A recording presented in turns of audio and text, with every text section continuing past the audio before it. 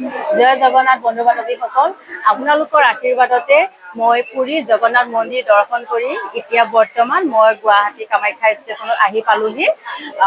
আপোনালোকে যে ইমান মৰম আশীৰ্বাদ দিলে তাৰ বাবে বহুত বহুত ধন্যবাদ।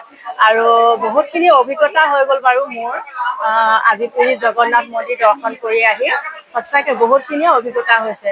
আৰু আমাৰ এয়া দেখিছেনে কামাখ্যা ষ্টেচন, আমাৰ অসমৰ পৰিৱেশবোৰ চাওকচোন, অলপ এইফালে দেখুৱাই দিয়কচোন। আমাৰ ইয়াত যিমানখিনি চাফ চিকুণতা, কিন্তু তাত যে মানে কলকাতা পুৰী দৰ্শন কৰি মানে জগন্নাথ মন্দিৰ দৰ্শন কৰি আহি মানে আমি কলকাতাত সোমালোহি। তাৰপিছত কলকাতাৰ পৰিৱেশটো খুবেই মানে লেতেৰা দেখিলো আৰু, কিন্তু আমাৰ অসমৰ যিটো পৰিৱেশ সঁচাকে আমাৰ অসমৰ নিচিনা কোনো জেগাই হ'ব নোৱাৰে দেই। সঁচাকে ক'বলগীয়া আমাৰ অসমখনো, আমাৰ যিহেতু সোণৰ অসম, আমাৰ অসমখন সঁচাকৈ ইমান ধুনীয়া এতিয়া চাফ চিকুণ পৰিষ্কাৰ হৈ আছে দেখিছেনে।